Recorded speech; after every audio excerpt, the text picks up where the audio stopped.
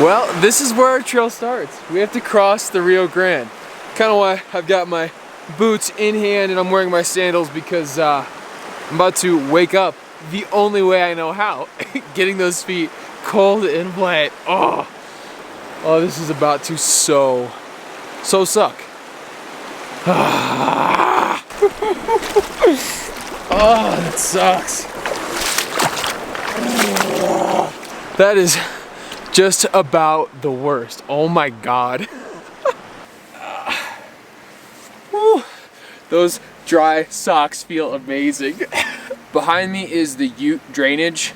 I don't know anything about it, truth be told.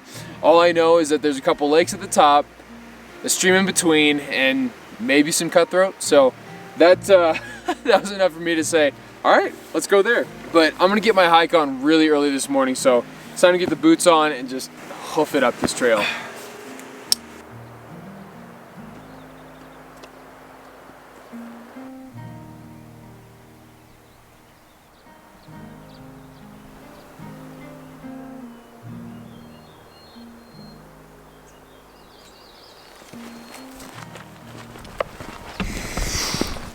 And we are 10 toes down on quite possibly the biggest adventure of the summer. I got the backpack loaded down and we have made it. I'm officially in the great state of Colorado. Beautiful Colorado, colorful Colorado. And yeah, took us a while to get here last night. Let's roll some of that footage now.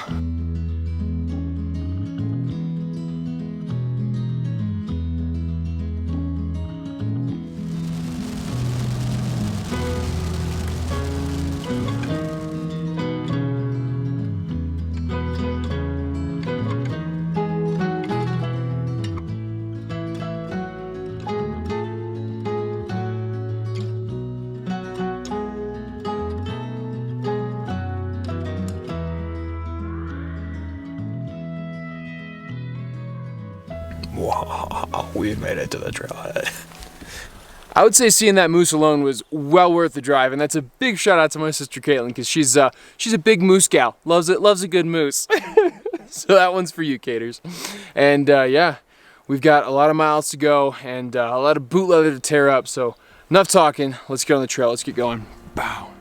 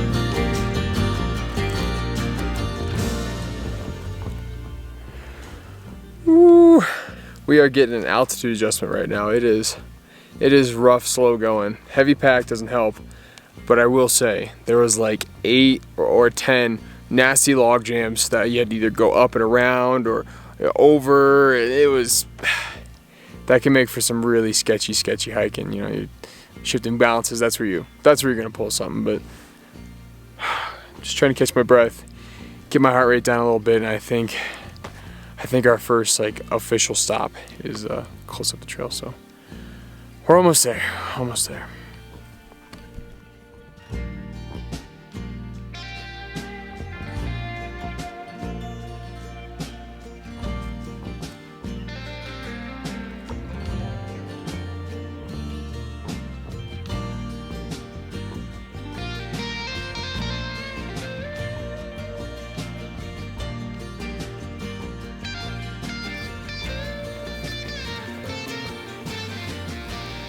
This is incredible. Oh my God.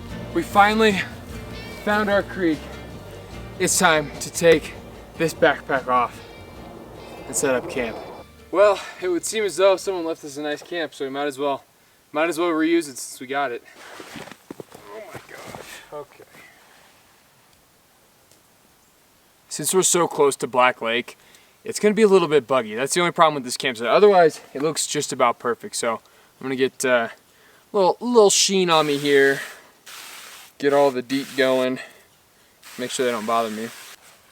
So here are the basics with my tent setup. Got the blow up pillow, gotta have the sleeping pad. I don't know if I'll use them, but I got my bear bell set. Those are always nice to have, but there's not enough trees to hang it around, so I don't know. We'll see. Then I've got a bit more robust tarp to put over the tent, and then your standard issue REI tent, and that's home on wheels.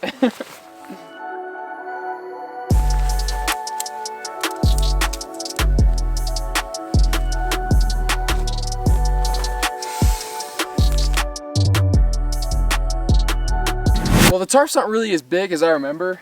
It'll do the job for at least a few nights, so I'm not really worried about that. It's if we get some wind at night, it might be a little bit chilly just because there's not all the protection that we were looking for, but I brought plenty of layers, and that's why we do what we do. Overpack. But yeah, it's time to get everything situated, get some lunch, hang the bear bag, and then we're gonna be fishing. We're gonna be fishing, folks. I cannot wait. I think I'm actually gonna hang up the bear bells for this time. Alrighty, bear bells are up, and I know it might seem a little corny, but just having that sense of some sort of direction that something might be coming into camp, it even if it never actually happens, it brings me the peace of mind that, you know, out here in the middle of flipping nowhere, it's nice to have comforts, be it real or perceived. Just had a message come in. Please be safe and catch a ton of fish. Thanks, Dad, I sure will. These Garmin InReach things, they're pretty nifty, I'll give them that. I'm thinking this is the perfect spot to rig up our rods, but also grab a bite to eat. I'm a little hungry after that hike, so let's let's enjoy this view. What do you say? Oh my goodness.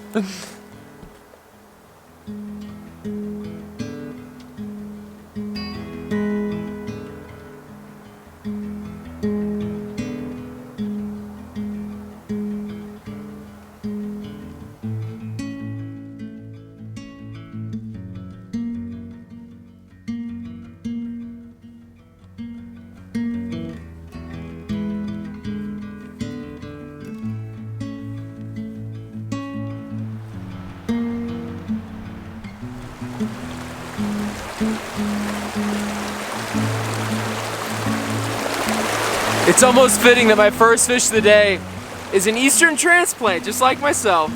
That's a beautiful brook trout. Oh, my Lanta. Yes. That is so sick. Look at him. Oh, dude. Oh, and just like that, he's off.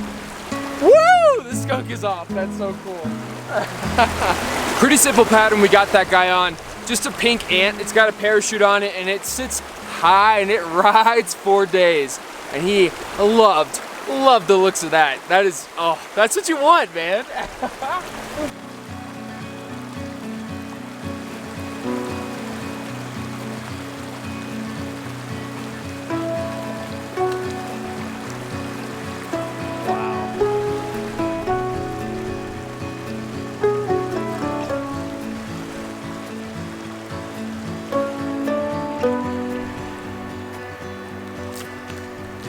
Check him out, y'all. He has gotten beat up on.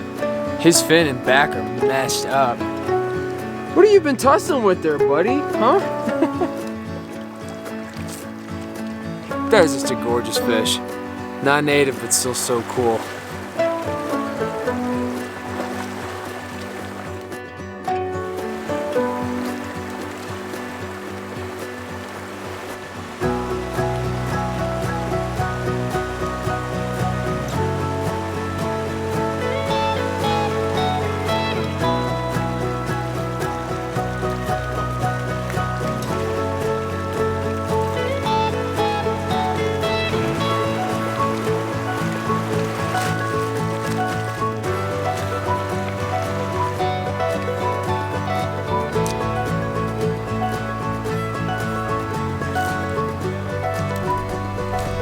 Just a little guy.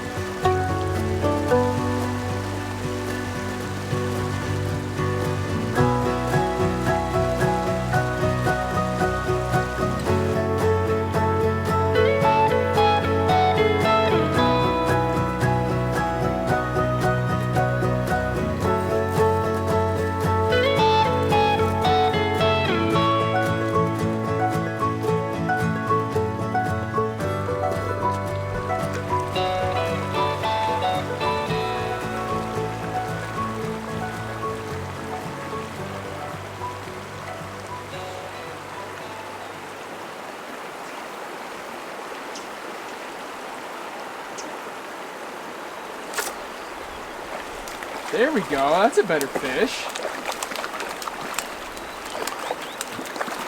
Oh man, that's a tank brook trout, holy cow. Yo, look at you, buddy.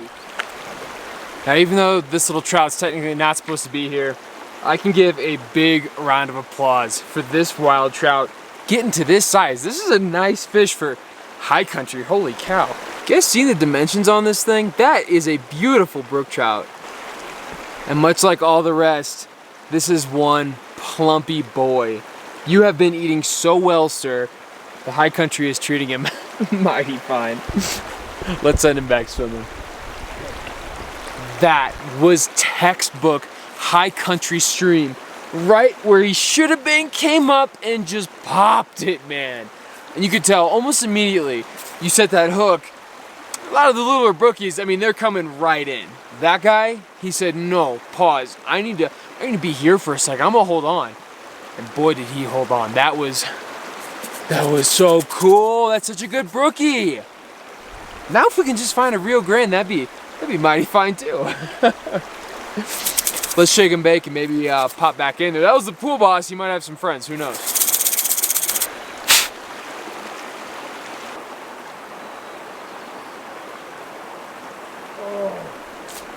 Yes, dude. He came back and looked for it. That is another nice brook. He swiped at it, came back around, full 360 and slammed it. That was so cool.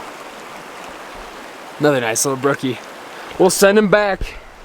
Well, that was perfect. Pulling two nice fish out of that run. I think we keep on moving up and see if there's some more good stuff. Fingers crossed for the Rio Grande. Come on, baby.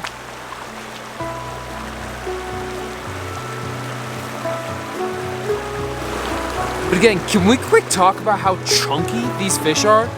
This dude's belly's like popping out. Oh, well, he didn't like me insulting his weight. I'm sorry. It's a term of endearment. You're chunky boy.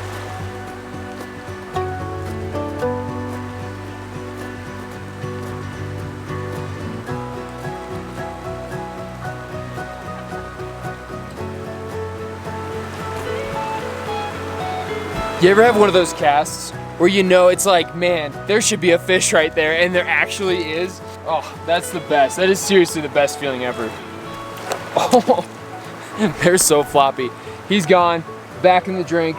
That was so sick. That was awesome. I'll save the Rio Grandes for tomorrow. Today's all about brookies right now. This is incredible.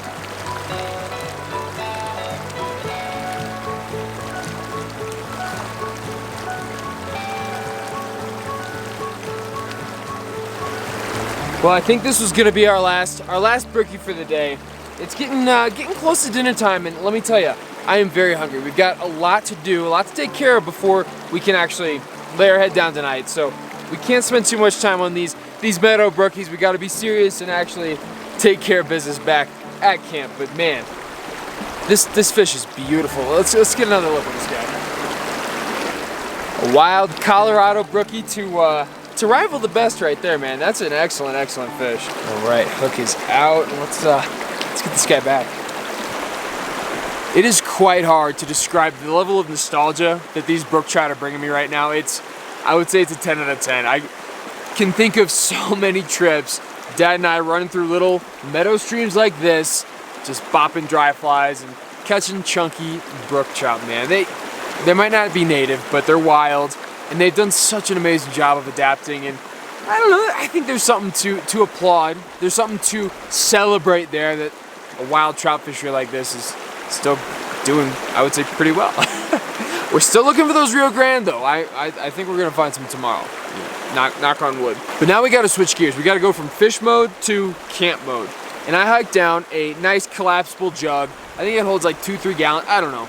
We're gonna fill it up right now. And what I'm gonna do is I'm gonna drop my iodine pills in it so that it's bacteria, whatever, bad stuff that might be in this water, it'll be sanitized and done by the time we get back to camp. And what I've done, since I'm a dum-dum, is I've actually put the correct tablet markings on my bag, because I don't remember that stuff. It's easier to just look at this and think, oh, past Mike did this, he must be right. And it's worked out so far, I should say. So yeah, 8 tablets and we're down to drink, baby.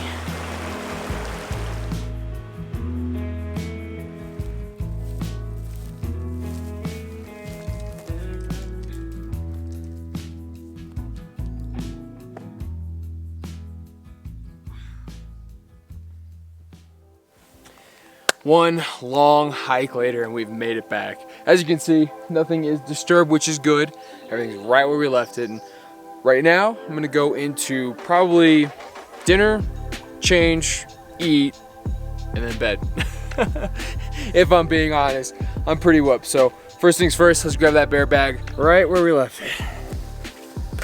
I'm sitting right next to a fire pit that looks very recently used, but I didn't get a straight answer from the ranger department, and it changes all the time between moderate and high, and then very high. It's never usually low. So one of the best ways to, or well, in my opinion, is to make a backcountry meal is those propane burners. And I really like what's called a jet boil. For those of you who don't know what that is, I mean, get out from under your rock. They are the best. But they make backcountry cooking so easy, and we're gonna fire this up right now and get our main course going. And I think tonight we deserve home-style chicken and rice. Heavens to Betsy. That'll send me straight to sleep. So yeah, let's get this going.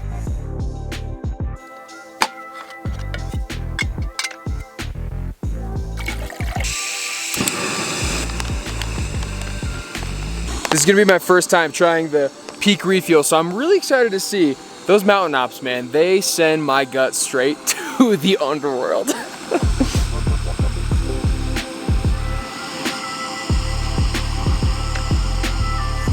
Something to be aware of as well, I guess because of altitude, things boil a lot faster, so keep that in mind. You don't gotta watch this pot. It'll burn quick, especially with the jet fuel. I think we're already almost there. Now we gotta do, pour it in and let the magic happen. Let the peak refuel take over. I am going to give it a quick stir. Then all you gotta do is, not spill it. Seal this up, give about 10-15 minutes, and it should rehydrate all that stuff, and you're eating high on the hog. Okay, step 1 is well out of the way. Step 2, clean clothes. I'm still wet and I am still dirty, and I think it's a peace of mind thing, having nice dry clothes and maybe cleaning yourself up a little bit before you go to sleep. I mean, maybe call me a prima donna, but it sure is nice, and that's what we're gonna do right now. I'm gonna kind of wipe down, get my extra clothes on, bundle up real good. I think it's gonna be a cold one. And yeah, dinner should be ready by then. Good. Alrighty, the obligatory camp chores are done. I'm clean, got dry, warm clothes on, and if you guys at home could queue up Spotify for me, Brooks and Dunn, Brand New Man, that is exactly how I'm feeling right now. I saw the light. I've been baptized, let me tell you. You can't put a value on, after being wet and just nasty all day, being clean, dry, and warm. Oh, it's the pinnacle. But right now, I think is a perfect time to grab our peak refuel, maybe a Cliff Bar, maybe if I'm feeling frisky, and go sit and watch this amazing sunset over quite the incredible valley. So, enough talking, let's get to eating. As the sun is setting on our mountain valley paradise, I gotta do two things. One, I'm gonna keep an eye out for critters because this is prime time. Two, I think it's time to do an official peak refuel review. So this is my first time ever trying out peak refuel, and for those of you who don't know, the whole backpack meal scene it's quite competitive. I'll give you that. And you know, so far the ones that I've tried, just kind of are what they are. They're quick calories, high sodium, but on the backside of things, they leave you feeling like garbage. Let's just say. So by high recommendation, I was told to get Peak. Shout out to my boy Nick. You're the real one. So this is they say it's kind of a different freeze-dried meal. A little bit better quality, better, let's just say, ingredients. Oh, heavens to Betsy. Holy shnikes. This looks so flipping good. Oh yeah, baby. That is home style if I've ever seen it right there. Looks like we got some carrots, some chicken, mushrooms, rice. This is incredible. This is living large.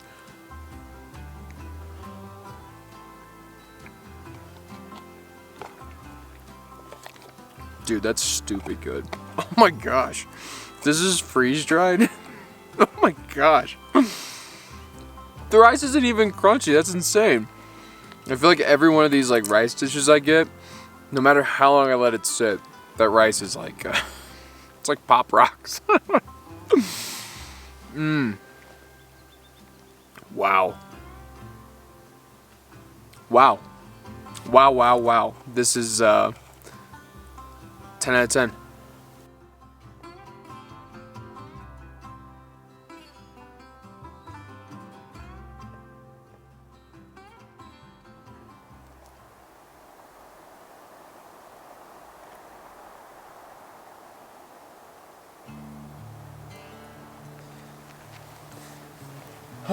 Well, this is gonna be my view for the rest of the night. I can honestly say that I don't think there's a restaurant in the world that has a view this nice. If you do, I'd like to shake your hand and say, wow, you done did it, but boy, howdy, I don't think that's happening. This valley is incredible. Everything about it is just stunning. It's picture perfect, and you know, getting here today was not easy. Probably about halfway through the trek up, I was sucking wind so bad I had to stop a couple times and really gather myself, because between the altitude and the weight, I packed too much. It's clear to see I've got everything in the kitchen sink, but you know, when you're fishing, filming, and then semi-novice to backpacking, it's I don't know, hard to calibrate. And I'm a dum-dum. I packed too many clothes, I packed the wrong tent. It's a learning curve, you know. But getting here and putting my toes down in this creek, I think it's one of the forks of the Ute or the main Ute. I can't quite tell, but it's the Ute drainage that we're in, so it's one of the creeks, Ute Creek. I was coming originally expecting Rio Grande cutthroat. That's kind of what I thought they were known for. Unfortunately, all we found were brookies, and I say unfortunately like it's a bad thing, and it's not. I was chewing all, you know, in my noggin. I was chewing over it today. Just the giddy excitement and the nostalgia. It was hitting so hard. And I guess the best way I could describe it, it'd be like the innocence or the beauty of a first kiss. not to get too romantic or sentimental, but when I was first developing my love of fishing, it was through meadow brook trout, mostly in Estes Park, but nonetheless, it was ripping rooster tails, or, you know, as I got older, throwing flies, just shadowing my dad, and, you know, we had a great time. And a stream like this, in a place like this, just hits me perfect, right where I was, and I was like 10. I don't know. It's hard to explain. Maybe I'm getting too romantic about it. The valley's bringing it out of me, but oh man. But yeah, this valley, it's truly incredible. I would have to say it's well worth the hike up, no matter how grueling, how many log jams you got to go by.